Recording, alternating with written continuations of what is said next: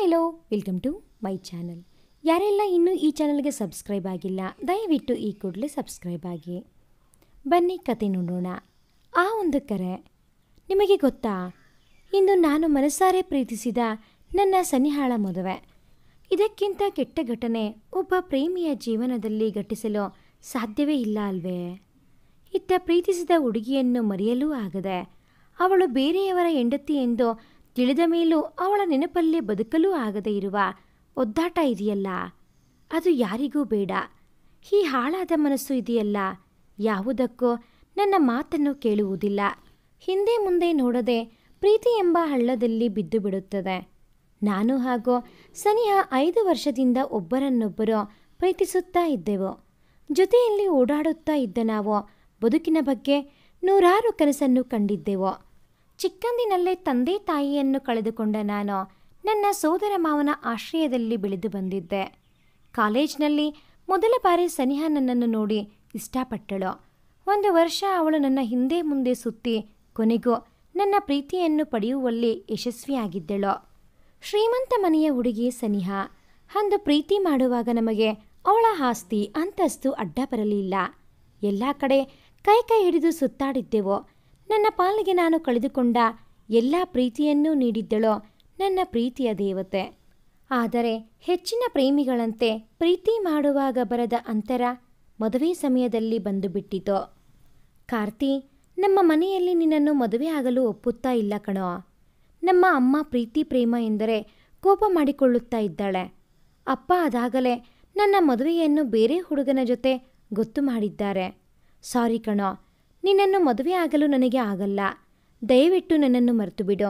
ಸಾಧ್ಯವಾದರೆ ನನ್ನನ್ನು ಕ್ಷಮಿಸು ಎನ್ನುತ್ತಾ ಕೊನೆಯದಾಗಿ ನನ್ನನ್ನು ತಬ್ಬಿಕೊಂಡು ನನ್ನ ಕೆನ್ನೆಗೆ ಮುತ್ತನ್ನು ಕೊಡುತ್ತಾ ನನ್ನ ಕೈಗೆ ಅವಳ ಮದುವೆ ಕಾರ್ಡ್ ಕೊಟ್ಟು, ಕಾರ್ತಿ, ದಯವಿಟ್ಟು ನನ್ನ ಮದುವೆಗೆ ಬರಬೇಡ.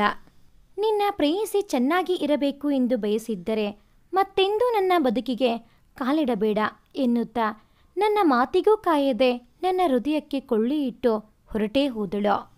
ಈ ಹೆಣ್ಣು ಮಕ್ಕಳು ಯಾಕೆ ಹೀಗೆ ಗುರು? ಅವರಿಗೆ ಇಷ್ಟವಾದಾಗ ಕಾಡಿ ಬೇಡಿ ನಮ್ಮನ್ನು ಪ್ರೀತಿಸುವಂತೆ ಮಾಡುತ್ತಾರೆ. ನಮ್ಮ ಭಾವನೆಗಳ ಜೊತೆ ಆಡುತ್ತಾರೆ.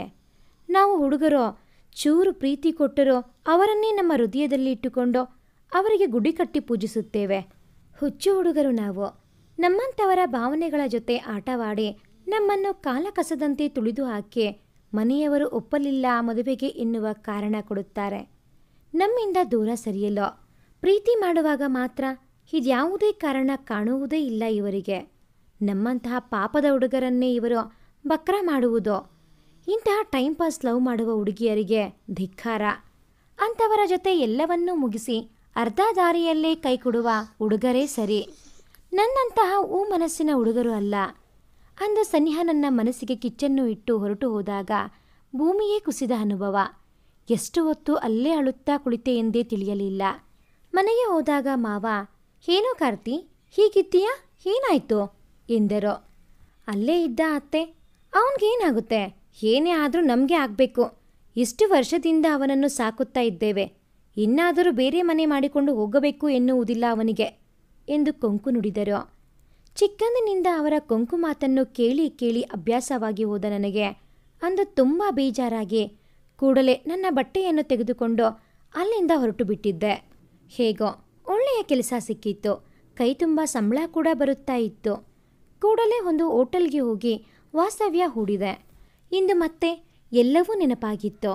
ಅದಕ್ಕೆ ಕಾರಣ ನನ್ನದಲ್ಲದ ನನ್ನ ಮಾಜಿ ಪ್ರೇಮಿ ಸನಿಹಾಳ ಮದುವೆ. ಆಗುತ್ತಾ ಇಲ್ಲ ನನಗೆ ಅವಳನ್ನು ಬಿಟ್ಟು ಇರಲು. ಮತ್ತೆ ಅಳತೊಡಗಿದೆ.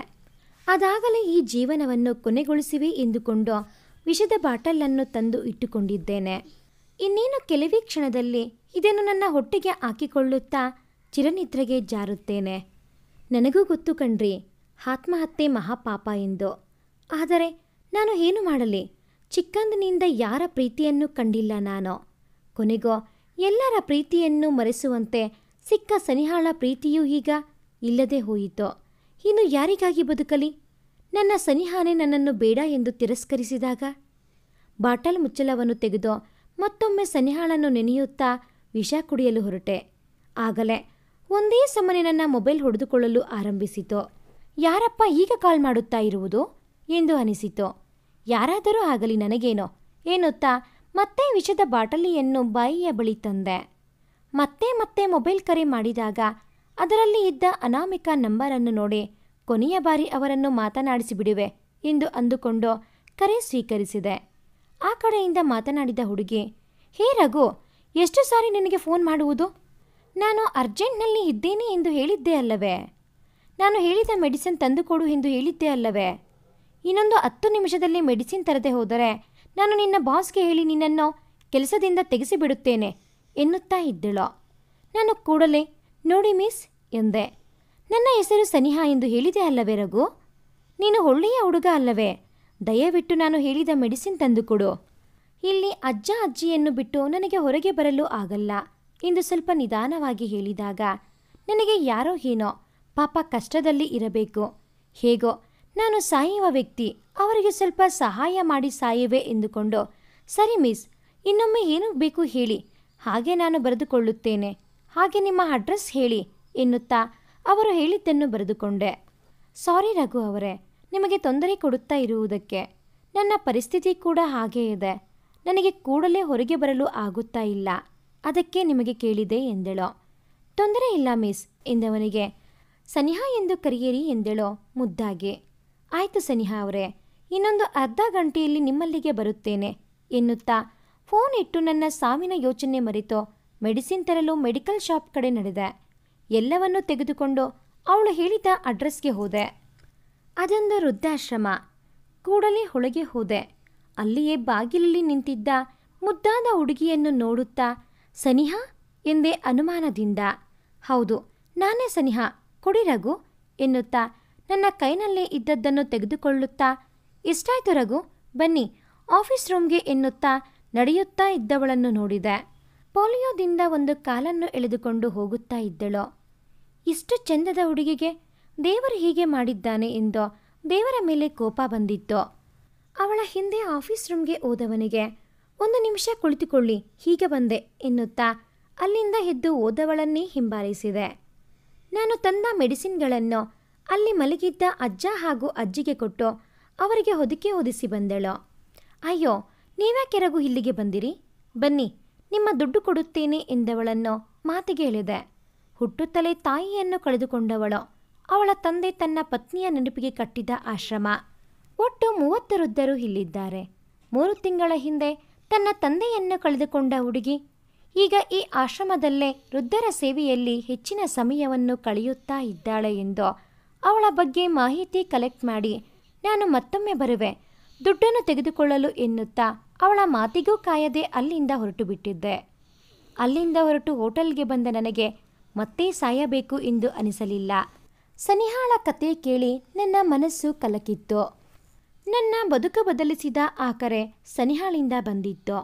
ಒಂದು ಸನಿಹಾ ನನ್ನ ಬದುಕನ್ನು ಕಸಿದುಕೊಳ್ಳಲು ಹೋಗಿದ್ದಳು, ಇನ್ನೊಂದು ಸನಿಹಾ ನನಗೆ ಬದುಕನ್ನು ಕೊಟ್ಟಳು. ಅಂದಿನಿಂದ ನನ್ನ ಬದುಕು ಬದಲಾಯಿತು. ದಿನವೂ ಸನಿಹಾಳ ವೃದ್ಧಾಶ್ರಮಕ್ಕೆ ಭೇಟಿ ನೀಡುತ್ತಾ ಇದ್ದೆ. ದಿನ ಕಳೆದಂತೆ ಅವಳ ಸ್ನೇಹವನ್ನು ಸಂಪಾದಿಸಿದೆ. ಒಂದು ದಿನ ಅವಳಿಗೆ, ನಾನು ರಘು ಅಲ್ಲ ಸನಿಹಾ, ನಾನು ಕಾರ್ತಿ ಎನ್ನುತ್ತಾ ನನ್ನ ಎಲ್ಲ ಕಥೆಯನ್ನೂ ಹೇಳಿದೆ. ಅವಳಿಗೂ ನನ್ನ ಬಗ್ಗೆ ಮರುಕ ಹುಟ್ಟಿತು. ಅದಾದ ಮೇಲೆ ನಮ್ಮ ನಡುವಿನ ಒಡನಾಟ ಇನ್ನೂ ಹೆಚ್ಚಾಯಿತು. ಅವಳ ಆಶ್ರಮಕ್ಕೆ ಬೇಕಾದ ಎಲ್ಲ ವಸ್ತುವನ್ನು ನಾನು ತಂದುಕೊಡುತ್ತಾ ಇದ್ದೆ.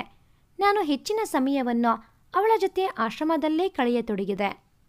ಒಂದು ದಿನ ನೇರವಾಗಿ ಅವಳ ಬಳಿ, ಸನಿಹಾ, ನಾನು ನಿನ್ನ ಗುಣಕ್ಕೆ ಮನಸೋತಿದ್ದೇನೆ. ನನ್ನ ಹಳೆಯ ವಿಚಾರ ತಿಳಿದು ನನ್ನನ್ನು ಒಪ್ಪಿಕೊಂಡು ನನ್ನನ್ನು ಮದುವೆಯಾಗುವಿಯಾ ಎಂದೆ. ಅವಳಿಗೆ ಏನು ಹೇಳಬೇಕು ಎಂದೇ ತಿಳಿಯಲಿಲ್ಲ. ನನ್ನನ್ನು ಗಟ್ಟಿಯಾಗಿ ತಬ್ಬಿ ಹಿಡಿದು, ಖಂಡಿತ ಕಾರ್ತಿ, ನನಗೂ ನಿಮ್ಮನ್ನು ಕಂಡರೆ ಇಷ್ಟ ಎಂದಳು. ಒಂದು ಸನಿಹಾಳಿಂದ ಹಾಳಾದ ನನ್ನ ಬಾಳು ಇನ್ನೊಂದು ಸನಿಹಾಳಿಂದ ಸರಿಯಾಗಿತ್ತು. ನನ್ನ ಮದುವೆಗೆ ನನ್ನ ಮಾಜಿ ಪ್ರೇಮಿ ಸನಿಹಾಳಿಗೂ ಕಾರ್ಡ್ ಕಳುಹಿಸಿದ್ದೆ. ಅವಳು ನನ್ನ ಹುಡುಗಿಯನ್ನು ನೋಡಲು ಬಂದವಳು ನನಗೆ ವಿಶ್ ಮಾಡುತ್ತಾ, ಕಾರ್ತಿ, ನನ್ನಷ್ಟು ಚೆನ್ನಾಗಿ ಇಲ್ಲ ಬಿಡೋ ನಿನ್ನ ಹೆಂಡತಿ ಎಂದಳು. ಹೌದು ಕಣೆ, ನಿನ್ನಷ್ಟು ಚೆನ್ನಾಗಿ ಇಲ್ಲದೇ ಇದ್ದರೂ ನಿನ್ನ ಮನಸ್ಸಿಗಿಂತ 100 ಪಟ್ಟು ಒಳ್ಳೆಯ ಮನಸ್ಸಿನ ಹುಡುಗಿ ನನ್ನವಳು ಎಂದೆ. ಅವಳು ಸಿಡಿಸಿಡಿ ಎನ್ನುತ್ತಾ ಅಲ್ಲಿಂದ ಹೊರಟು ಹೋದಳು. ಅಂದು ನಾನು ನನ್ನ ವಿಫಲವಾದ ಪ್ರೀತಿಯ ನೆನಪಿನಿಂದ ಪ್ರಾಣ ಬಿಟ್ಟಿದ್ದರೆ ನನ್ನ ಬದುಕೆ ವ್ಯರ್ಥವಾಗುತ್ತಾ ಇತ್ತು. ನನ್ನವಳಿಂದ ಬಂದ ಆ ಒಂದೇ ಒಂದು ಕರೆ ನನ್ನ ಬದುಕಿನ ದಿಕ್ಕನ್ನೇ ಬದಲಿಸಿತು. ಇಂದು ನಾನು ನನ್ನ ಸನಿಹಾಳ ಜೊತೆ ವೃದ್ಧಾಶ್ರಮವನ್ನು ನೋಡಿಕೊಳ್ಳುತ್ತಾ ಇದ್ದೇನೆ. ಚಿಕ್ಕಂದಿನಿಂದ ವಂಚಿತವಾದ ತಂದೆ ತಾಯಿಯ ಪ್ರೀತಿಯನ್ನು ಅಲ್ಲಿ ಇರುವ ವೃದ್ಧರಲ್ಲಿ ಕಾಣುತ್ತಾ ಇದ್ದೇನೆ. ಜೊತೆಯಲ್ಲಿ ನನ್ನ ಪ್ರೀತಿಯ ಪತ್ನಿ ಸನಿಹಾ. ನನ್ನ ಬದುಕೀಗ ಸುಂದರವಾಗಿದೆ. ಸದ್ಯದಲ್ಲೇ ನಮ್ಮ ಕುಟುಂಬಕ್ಕೆ ಇನ್ನೊಬ್ಬ ಅತಿಥಿಯ ಆಗಮನವೂ ಆಗುತ್ತಾ ಇದೆ. ಜೀವನ ಹಾಗೆ ಅಲ್ಲವೇ? ಎಲ್ಲಿ ಯಾವಾಗ ತಿರುವು ಸಿಗುತ್ತದೆ ಎಂದು ಹೇಳಲು ಆಗುವುದಿಲ್ಲ. ನನ್ನ ಬದುಕಲ್ಲಿ ಆ ಒಂದು ಕರೆ ಬದಲಾವಣೆ ತಂದಿತ್ತು. ನಿಮಗೂ ಈ ರೀತಿಯ ಅನುಭವ ಆಗಿರಬಹುದು ಅಲ್ಲವೇ? ಆ ರೀತಿ ಆಗಿದ್ದರೆ ಖಂಡಿತ ನನಗೆ ಕಾಮೆಂಟ್ ಮಾಡಿ. ಹಾಗೆಯೇ ಈ ಒಂದು ವಿಡಿಯೋ ನಿಮಗೆ ಇಷ್ಟ ಆಗಿದ್ದಲ್ಲಿ ಪ್ಲೀಸ್ ಲೈಕ್ ಮಾಡಿ, ಶೇರ್ ಮಾಡಿ, ಹಾಗೆಯೇ ಸಬ್ಸ್ಕ್ರೈಬ್ ಆಗೋದನ್ನು ಮರಿಬೇಡಿ. Thanks for watching this video.